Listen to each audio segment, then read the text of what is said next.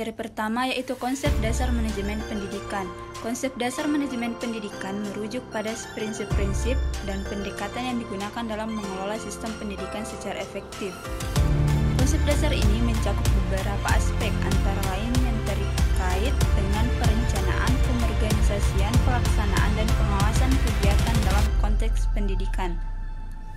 Manajemen pendidikan merupakan salah satu cabang ilmu sosial yang pada intinya adalah mempelajari tentang perilaku manusia, yang kegiatannya sebagai subjek dan objek. Secara filosofis, perilaku manusia terbentuk oleh interaksi antara manusia, iklim, organisasi, dan sistem. Materi kedua yaitu fungsi administrasi dan manajemen pendidikan.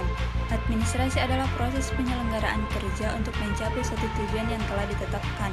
Kerja dapat terselenggara dengan baik sehingga tujuan yang dikehendaki dapat tercapai bila ada orang yang menyelenggarakannya. Dan masalah orang yang menyelenggarakan kerja untuk mencapai tujuan inilah yang menjadi masalah pokok daripada manajemen. Karena intisari daripada manajemen ialah suatu proses atau usaha dari orang-orang secara bekerja sama untuk mencapai suatu tujuan yang telah ditetapkan. Jadi administrasi adalah penyelenggaraannya dan manajemen adalah orang yang menyelenggarakan kerja. Adapun fungsi manajemen pendidikan yaitu yang pertama perencanaan atau planning, yaitu menentukan tujuan, sasaran, dan strategi pendidikan. Yang kedua pengorganisasian atau organizing, yaitu mengatur struktur, tugas, dan wewenang dalam lembaga pendidikan. Yang ketiga pengawasan atau controlling, yaitu memantau dan mengevaluasi proses pendidikan. Yang keempat pengendalian atau direction, yaitu mengarahkan dan memotivasi guru, siswa, dan staf. Materi ketiga yaitu ruang lingkup administrasi pendidikan dan manajemen pendidikan. Ruang lingkup administrasi pendidikan yaitu administrasi peserta didik, administrasi guru, administrasi kurikulum, administrasi sarana dan prasarana, dan administrasi supervisi. Kemudian ruang lingkup manajemen pendidikan yaitu manajemen peserta didik, manajemen kurikulum, manajemen keuangan atau pembiayaan, manajemen sarana dan prasarana, manajemen humas, dan manajemen layanan khusus. Materi keempat yaitu struktur organisasi dalam suatu lembaga. Struktur organisasi menetapkan cara bagaimana tugas dan pekerjaan dibagi, dikelompokkan, dan dikoordinir secara formal. Pernyataan ini mengacu pada 6 unsur kunci yang terdiri dari elemen-elemen spesialisasi pekerjaan, departementalisasi, rantai komando, rantai kendali, dan sentralisasi dan desentralisasi secara formalisasi.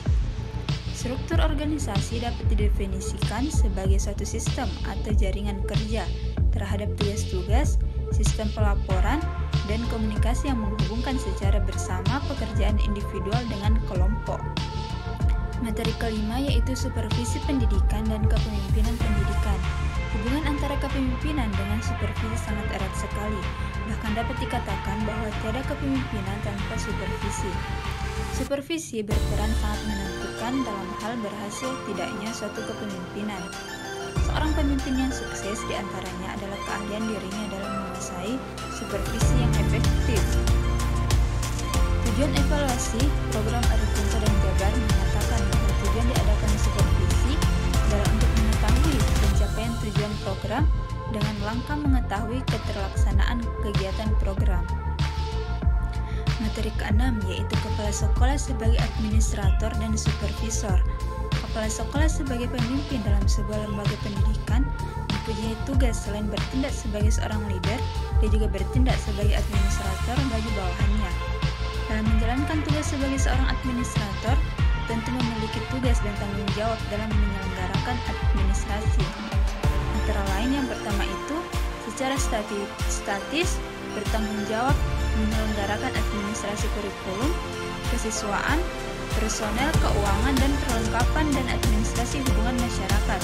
Kedua, secara dinamis bertanggung jawab atas tugas manajemen seperti perencana, pengorganisasian, pengarahan, pengorganisasian, dan pengawasan.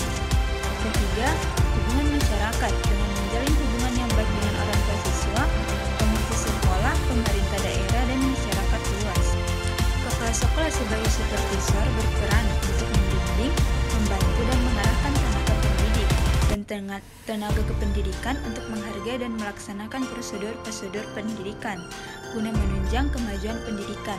Kepala sekolah juga harus mampu melakukan berbagai pengawasan dan pengendalian untuk meningkatkan kinerja tenaga pendidik. Hal ini dilakukan sebagai tindakan preventif untuk mencegah agar para tenaga pendidik tidak melakukan penyimpangan dan lebih berhati-hati dalam melaksanakan tugasnya. Materi ketujuh yaitu peranan guru dalam manajemen pendidikan dan manajemen konflik. Peranan guru dalam manajemen pendidikan yang pertama itu merencanakan proses pembelajaran yang efektif dan efisien. Yang kedua, mengelola kelas untuk menciptakan lingkungan belajar yang kondusif. Yang ketiga, mengembangkan dan mengimplementasikan kurikulum yang relevan. Kemudian peranan guru dalam manajemen konflik yang pertama itu mengidentifikasi potensi konflik dalam kelas. Yang kedua, mengelola emosi siswa dan diri sendiri. Dan yang ketiga, mengembangkan komunikasi efektif dengan orang tua dan siswa. Materi ke-8 yaitu manajemen strategi peningkatan mutu pendidikan. Manajemen peningkatan mutu pendidikan meningkatkan mutu pendidikan di sekolah.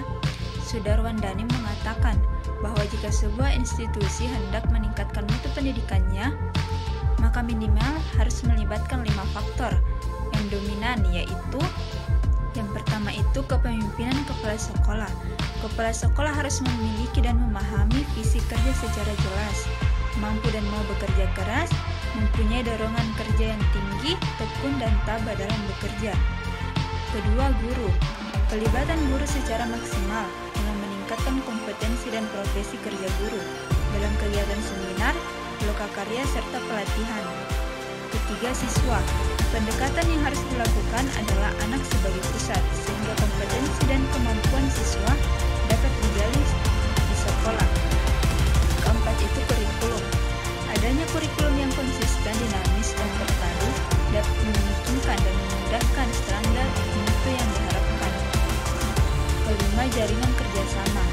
Jaringan kerjasama tidak hanya terbatas pada lingkungan sekolah dan masyarakat semata, tetapi juga dengan organisasi lain seperti perusahaan. Materi ke-9 yaitu pengambilan keputusan dan pemecahan masalah. Pengambilan keputusan adalah suatu pendekatan yang sistematis terhadap suatu masalah yang dihadapi.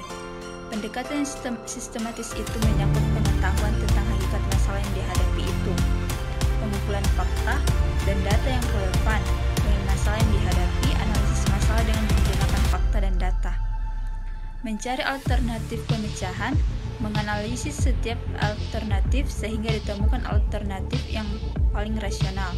Pemecahan masalah adalah proses berpikir dan tindakan yang dilakukan untuk menemukan solusi atas suatu permasalahan tertentu.